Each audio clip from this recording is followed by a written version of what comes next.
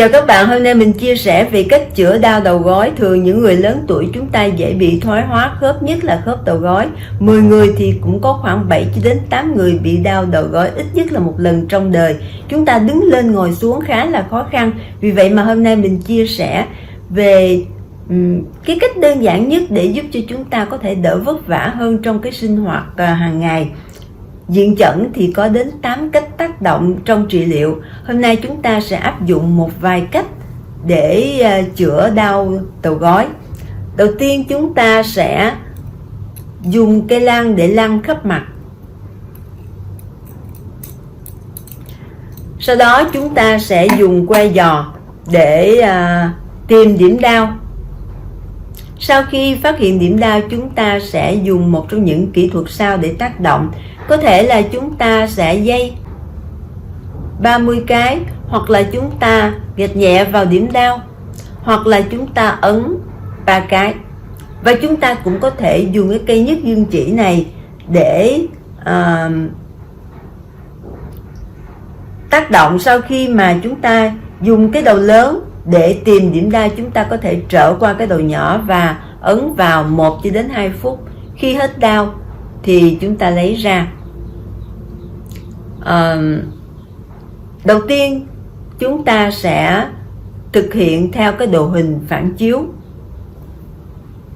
Chúng ta có cái đồ hình phản chiếu 3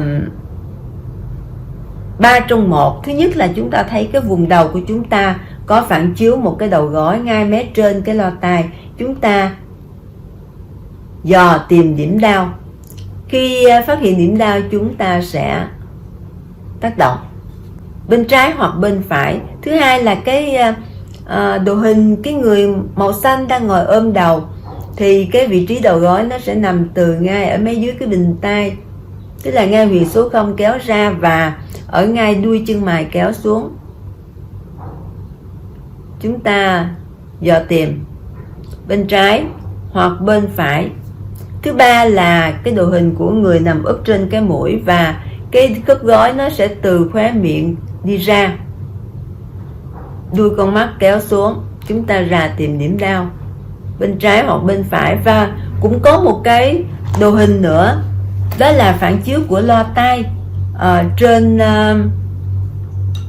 khuôn mặt. Thì chúng ta sẽ thấy có một cái đầu gối màu xanh và màu đỏ nằm kế bên nhau. Vì vậy mà chúng ta cứ tác động ra tìm ở từ khóe miệng kéo ra, nơi nào mà đau thì chúng ta sẽ tác động. Và đồng thời các bạn thấy cái đầu gối này nó được phản chiếu trên hai cái lo tai. Các bạn thấy rõ không? Do vậy mà chúng ta có thể dây ấn vào cái lo tai. Chúng ta tìm điểm đau. Nếu phát hiện điểm đau, chúng ta ấn 7 cái vào bên trái hoặc bên phải. Chúng ta cũng có cái phản chiếu ở trên trán. Ngay cái chân màu vàng thì chúng ta thấy hình vẽ chỉ có một bên, nhưng nó có ở cả hai bên. Ngay hai đầu mày chúng ta kéo lên đến giữa trán, đó là hai cái đầu gối. Chúng ta rà tìm điểm đau, chúng ta tác động. Chúng ta cũng có những cái phản chiếu khác. Mình giới thiệu với các bạn. Đây cũng là một cái phản chiếu của đầu gối, và đồ hình này cũng vậy. Do vậy mà trên vùng trán của chúng ta, ngay cái đường giữa trán có những cái vùng phản chiếu. Chúng ta hãy rà tìm điểm đau. Chúng ta cũng còn một cái phản chiếu nữa, đó là hai cái đầu gối nằm trên hai chân mày. Chúng ta sẽ dùng que giò tác động vào.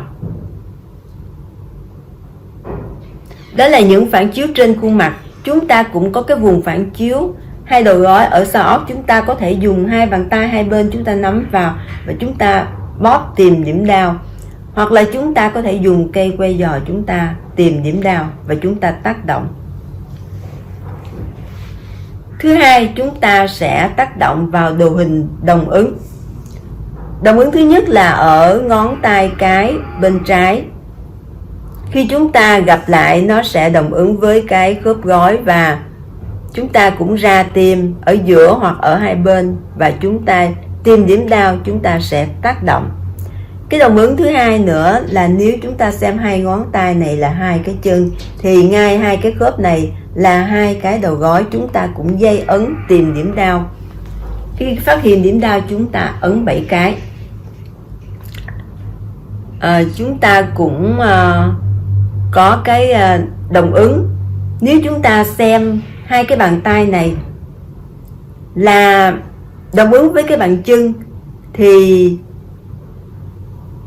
cái khuỷu tay này nó sẽ đồng ứng với cái đầu gối, và chúng ta cũng dây ấn tìm điểm đau và tác động.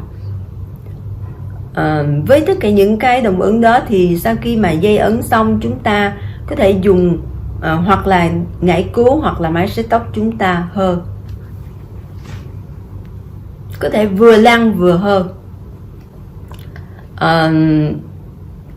Chúng ta cũng còn cái đồng ứng ở dưới bàn chân, ở dưới chân mình sẽ nói qua, đó là cái đồng ứng ở ngón chân cái, và mình không tiện đưa cái bàn chân lên, vì vậy mà chúng ta hãy hình dung cái ngón tay cái này nó là cái ngón chân cái. Chúng ta cũng dây ấn vào cái khớp ngón chân này ở giữa hoặc ở hai bên, chúng ta tìm điểm đau, và khi phát hiện điểm đau thì chúng ta sẽ ấn 7 cái vào điểm đau. Và chúng ta cũng có thể nắm cái ngón tay cái, chúng ta dây.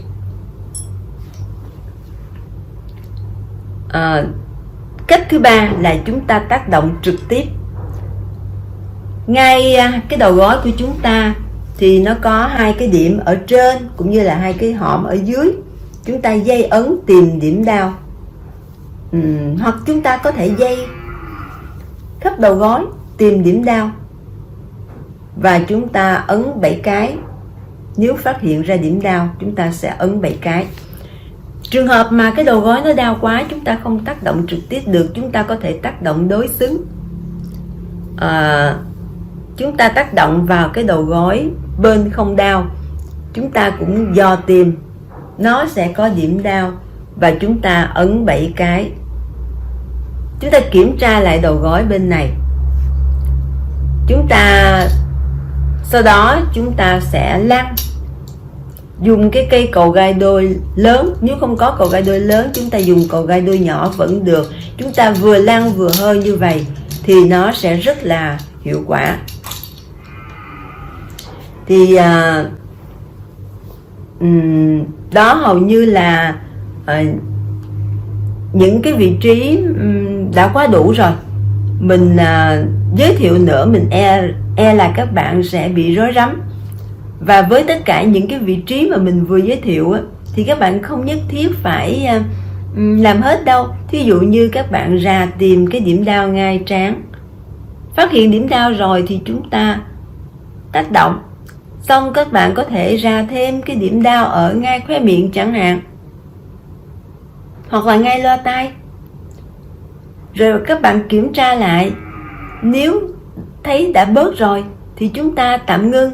Chỉ cần tác động đến bớt khoảng 70% là chúng ta tạm ngưng được rồi, bởi vì khi đó để cho cơ thể nó tự phục hồi, chứ chúng ta không làm quá, nó sẽ bị phản phục.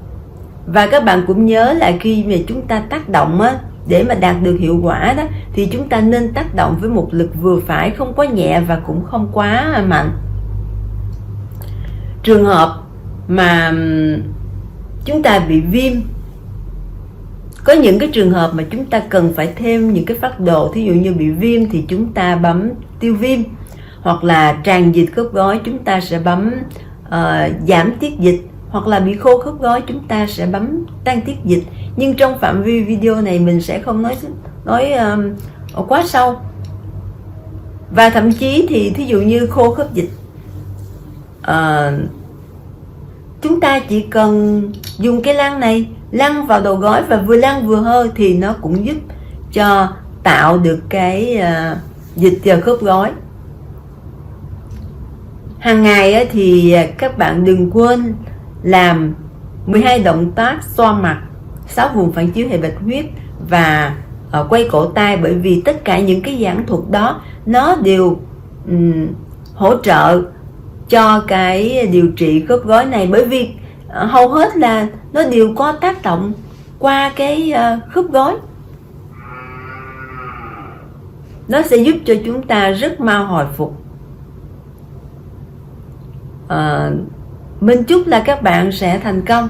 Trước khi dứt lời, con xin cảm ơn thầy Tổ Bùi Quốc Châu, người đã phát minh ra phương pháp diện trận. Cảm ơn tất cả các thầy cô đã đóng góp cho cái sự phát triển của diện trận. Xin cảm ơn tất cả.